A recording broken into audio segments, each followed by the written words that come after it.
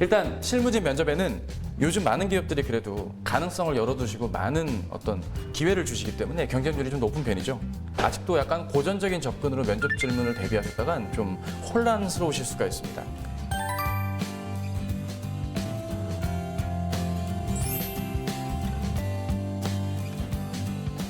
뭐가 협업이고 뭐가 고객 지향이고 문제 해결에 있어서 난 이렇게 해야 되는 이유가 분명히 드러나주는 이런 정의 내려주는 연역적인 답변을 이번 면접 준비부터 좀 해주실 것을 부탁드립니다.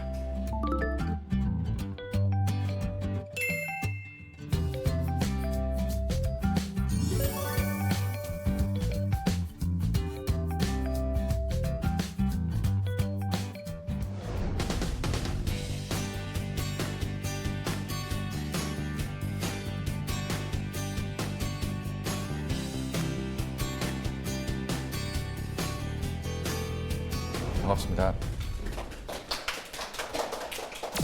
이 쌀쌀한 한절기에 이렇게 와주신 여러분 정말 감사드리고요. 이런 말씀을 드리고 싶어요. 이게 지금까지는 대면으로 사람을 상대하는 게 아니었기 때문에 사실 내가 하고 싶은 대로 내 능력껏 준비하면 요령껏 답변하면 얼추 글과 문제풀이로 넘어갔던 전형인데 이 면접은 여러분이 혹시 거짓말을 한다거나 어색한 포즈로서 대화를 이상하게 끌고 나가고 내용이 너무 단순하고 허접하면 결과가 좋지 않아요. 단순히 이런 최신 동향이 있습니다라는 내용을 습득하기에 앞서서 내가 각각의 면접마다 어떻게 대비하면 좋을지에 대한 얘기로서 오늘 대면에 해당되는 면접들 1차 실무진 면접 그리고 임원 면접 이야기를 해볼까 합니다.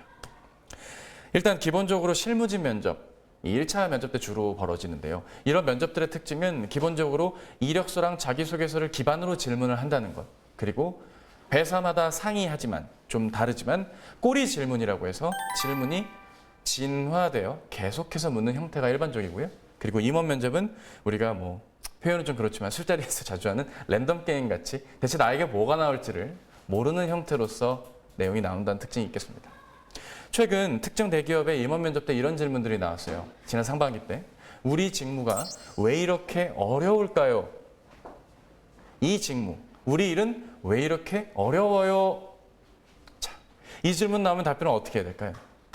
아닙니다. 어렵다고 생각하지 않습니다. 저희 어떤 열정과 노력으로 극복할 수 있습니다. 라고 답하는 게 최선이냐고요. 아니, 알겠는데 우리 일이 왜 이렇게 어려운 거 같냐고. 아닙니다. 저와 같은 마인드로 극복 가능합니다. 대화를 안 하고 자꾸 뭔가 매뉴얼대로 올곧은 말을 해야만 최선일 것 같은 그런 생각에서 좀 벗어나셔야 되거든요. 대화할 수 있게끔 이야기를 해봐야 된다 이거죠. 실무진 면접 얘기부터 해보겠습니다. 일단 실무진 면접에는 요즘 많은 기업들이 그래도 가능성을 열어두시고 많은 어떤 기회를 주시기 때문에 경쟁률이 좀 높은 편이죠. 묻는 말에만 장땡인 경우라고 아직도 약간 고전적인 접근으로 면접 질문을 대비하셨다간 좀 혼란스러우실 수가 있습니다. 한 가지 예를 좀 들어볼게요. 우리가 실제 면접장 가면 이런 외모의 분들을 마주하게 될 겁니다. 최소 어려도 이제 저급 정도, 제가 이제 한 35이거든요. 어리면 저 정도, 많으면 그 이상의 분들과 마주하게 될 텐데 면접 때 이런 질문을 받게 됩니다. 학부 시절 다른 분들과 협업해서 성공한 경험 있으면 얘기해 보세요. 자, 그럼 얘기를 하겠죠? 아, 잠깐만. 협업? 뭐가 있지? 아, 그래. 봉사활동 갔으니까 그 해외 봉사활동 한 거 얘기하자. 제가 해피무브 봉사활동을 갔는데요. 문화교류를 했고요. 볏집을 엮어서 집을 지었어요. 막 이렇게 얘기를 했어요.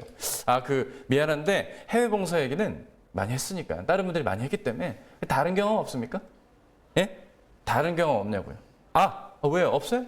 있어요. 얘기하세요. 뭐 있지?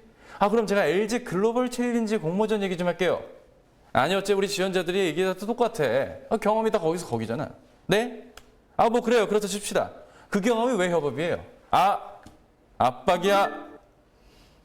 이게 내일 혹은 다음 주 혹은 가까운 미래에 본인이 면접 때 벌어질 수 있는 상황입니다. 웃기죠? 협업한 경험을 물었는데 경험을 말했더니 그 경험이 아니래요. 문제 해결이 뭐냐고 물어서 문제 해결이 뭐라고 답했는데 그걸 설명할 수 있겠다고 본인 스스로 생각했던 그 경험을 전해줬더니 그거 경험 아니래요. 남들이 다 하는 얘기니까 다른 얘기 없네요. 자, 여기서부터 문제를 우리는 시작을 하셔야 됩니다. 물론 나를 소개하고 내가 어떻게 준비하고 물론 그런 것도 중요한데요.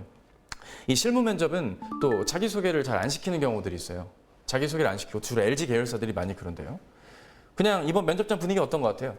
아, 예, 뭐 좋습니다. 이렇게 하고 이제 시작을 하는 거예요. 대뜸 이런 질문부터 들어오는 거죠. 그럼 사람 황당하지 않습니까? 그 하나만 여쭤볼게요. 뭔가 이렇게 말리는 이런 느낌에 대해서 여러분 혹은 여러분 주변 분들은 어떻게 생각을 하십니까? 아니 뭐 그냥 면접 질문이니까 답하면 되지 뭐. 묻는 말에 답하면 장땡 아닌가요? 일단 내 경험을 잘 정리하는 게 중요할 텐데 어떤 경험 먼저 말하는 게 관건인 것 같아요. 예, 그렇죠.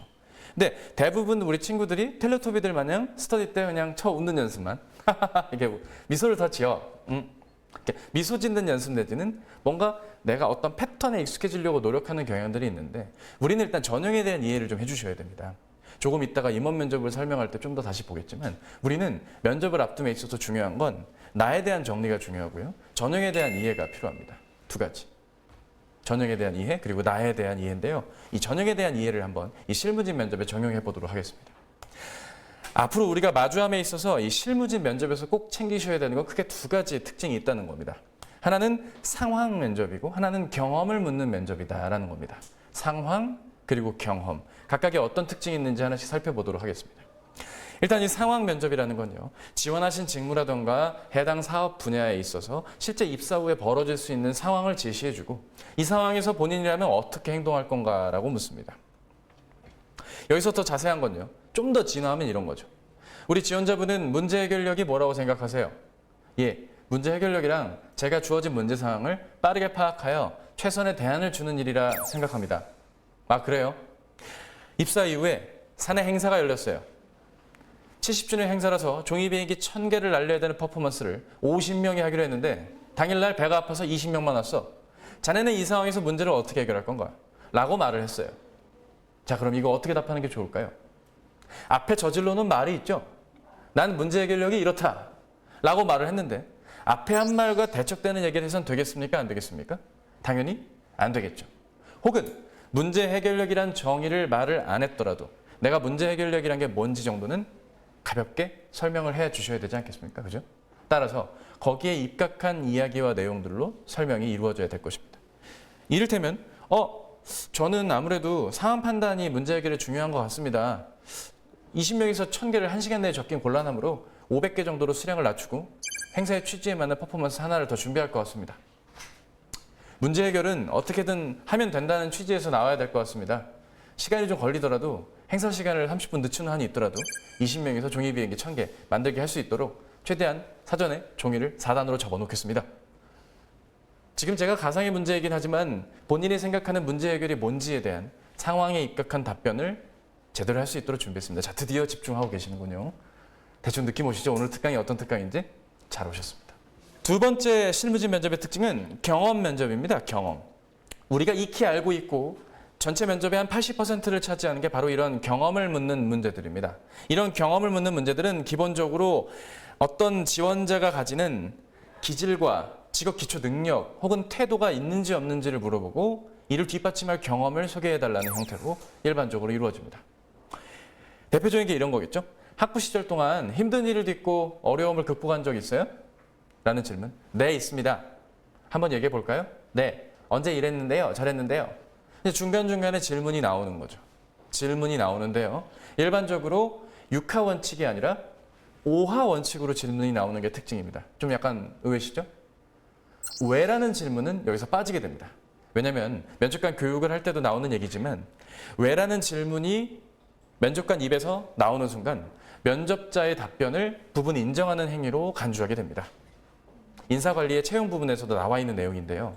왜라는 말을 하는 순간 왜 그랬어요? 라는 말은 그랬다라는 건 알겠고 왜 그랬는지 그 저희가 궁금한 거겠죠. 따라서 이런 꼬리 질문을 묻는 형태에서는 가급적 왜라는 말은 잘 나오지가 않습니다. 그러니까 일반적인 실무 면접에서는 왜라는 질문이 나오는데 구조화 면접이나 BEI 면접, 행동 특성을 기반으로 꼬리 질문을 물을 경우엔 왜라는 질문은 좀 안 나오는 편입니다. 당연히 우리 면접자들 입장에서는 좀 이해가 안 되죠. 본인은 열심히 답변을 하고 있는데 뭔가 내 얘기에 공감을 안 해주는 느낌. 왜 이렇게 태클을 걸지? 내 말이 이해가 안 되나? 뭔가 더 설명을 해줘야 되나? 저에게 있어 어려운 극복이란 그런 거 됐고요. 하고 또 질문이 넘어가는? 그럼 뭔가 내가 면접을 못 본 것 같은 느낌이 들죠. 뭔가 말렸어. 나 망했어. 그게 아니라 원래 면접이 이런 형태인 거예요. 근데 면접관으로 오시는 분들이 면접관 공부만 열흘, 20을 이렇게 막 수일간 연습하시는 게 아니라 언제 내가 면접 가는지를 알고 당일날 오전까지 일을 하시다가 오후에 넘어가시는 분들이라 면접지 예시 샘플이 있다 할지라도 왜라는 질문이 나오시는 경우들도 있어요. 그럴 땐 기쁘게 받아들이고 더 적극적으로 본인의 이야기를 해주시면 되겠어요. 따라서 실무 면접에서 우리가 마주할 수 있는 두 가지 패턴이 있다는 것, 그리고 경험을 묻는 문항의 특성상 우리가 알아야 될 다양한 방향이 있다는 것도 기억해 주십시오.